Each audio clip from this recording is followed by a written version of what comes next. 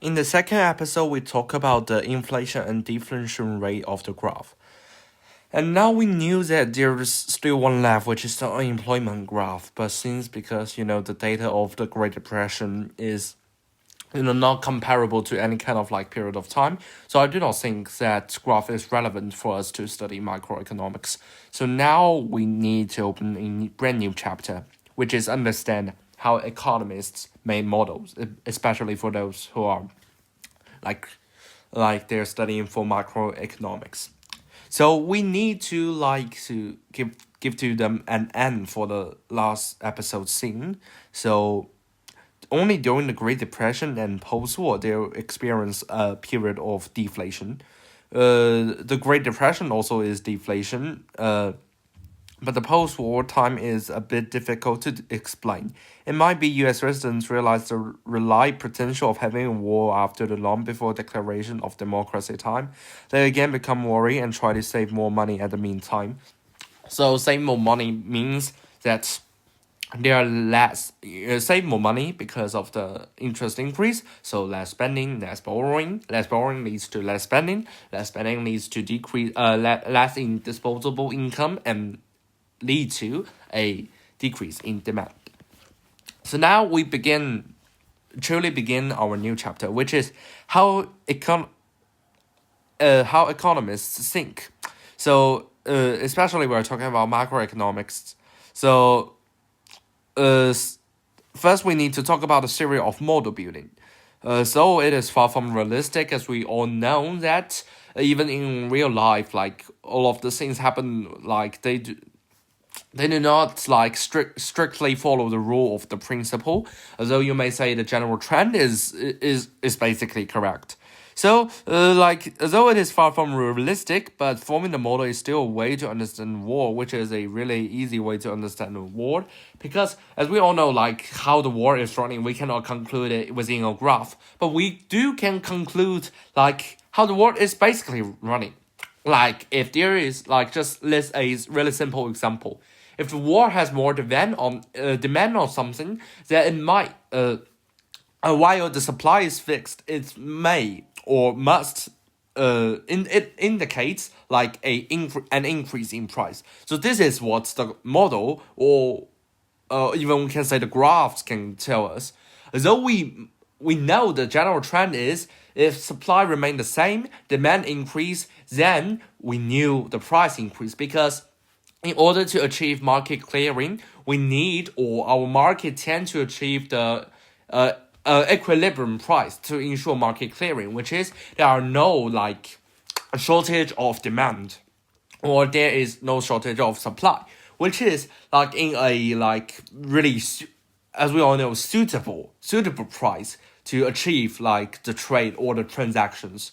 So the price includes where we can see in our normal life, vegetables is generally cheaper than the meats. Yes, but those models, the reason why we say it is far from realistic is because it cannot tell you if the price increase from $5 to $6, how will the demand change. We only knew from the price elasticity we can calculate the percentage decrease in demand divided by the increase in price, we can got the price elasticity of demand. But we can only got this. But how can you ensure that in real market condition, the same thing would happen? For example, I think all of you have been to several shops, and you may notice even the same item in both shops, they are selling for different prices. So this is the case where models cannot explain, or we will say simple models cannot explain. If you want to explain more, because of in one shop where for example, chocolate is a bit more expensive, it is because the rent is expensive in that kind of area, and the area of the whole shop is bigger, leading to the rent is even more expensive, and also it might lead to because the dividend paid to the shareholders are different, so causing the price of product different. So they can all be causes, and in order to fully understand it, we need to have adding factors in a model to ensure them can reflect the true situation. But what we say is that if we like include a factor in a model, it is not just like the difficulty improved by one level, but it is like increased geometrically. If you like just like the supply and demand curve I include in the following, like we can see there are only like two factors if you really want to say, like it is the demand and the supply.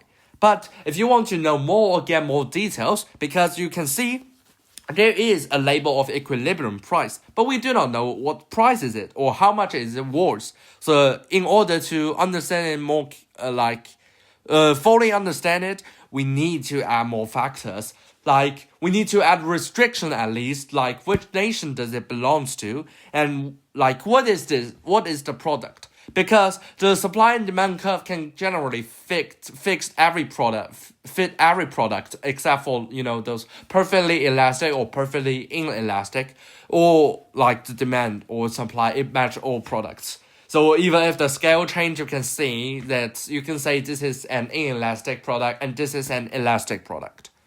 So in order to know more and more method of how we can add factors into these kind of like models, we need to first know that there are two things, which is the endogenous variables are those variables that the model wants to analyze and explain, while exogenous variables are those variables that the model takes as given. So what is exogenous variables and endogenous variables? So just like what is in chemistry, like exothermic reaction, which is some reactions that release heat, endothermic reaction, which is those reactions which like do not release heat but take in absorb heat. So just like it is the same thing for the economic model. So the exogenous variables is something that the model take for granted. For example, in the supply and demand curve, we suppose that if the price decrease or increase, like if the price decrease, the demand would increase. It is something that we suppose that we knew, and it followed the basic trend. And at this base, we add more factors like how much did the demand change, or how much the price fluctuates. And what we want to analyze in the model is called the endogenous variables. What is endogenous variables? It is something that we want to analyze through this model. So if I want to ask a question, what do we want to analyze in the supply and demand curve? First, we might say that it is like moving from one price to another, like the price elasticity of this period. Yes, this is something we want to understand, and it can be considered as endogenous variables, although it is not that logically. And also, what we also want to analyze is like how like the demand fluctuate according to the price fluctuate, and in which situation would demand like curve like increase or just a shift. So this is something we want to analyze or want to do research on. So it is the endogenous variables. So the endogenous variables in this graph might be the exogenous variables for next graph. It is kind of like we go further and further. So first we draw the conclusion that demand and supply would fluctuate. Then it becomes the exogenous variables for one model. Then it is jump to the conclusion that if demand increase, it means that the price would the demand increase, price will increase if the supply do not change. So this is the second model. And now we move on to the third model, which is we knew that it is inversely proportional of those demand-supply relationship, and this is the model which is given. So even if we go further, we can knew this concept as an exogenous variables. And this is something I would like to learn. So this image shows how it works. So take a model as an example. If something being demanded, we use Q to denote the quantity demanded. So the two factors determined to denote the Q is the price P and the aggregate income of its buyers Y. Not only the price, really that matters, but also is the disposable income of buyers. Then this model can be denoted quantity equals to demand, we can add brackets, price, and the aggregate demand. So we can know if the price increase, demand would increase. But if aggregate income increase, this is a quite difficult question or complex question. Because if it's a demerit good, for example, I would say like their cigarettes or wine or something, even drugs. So in these kind of like situation, an increase in aggregate demand plus the propaganda of governments, it would lead to a decrease in demand good.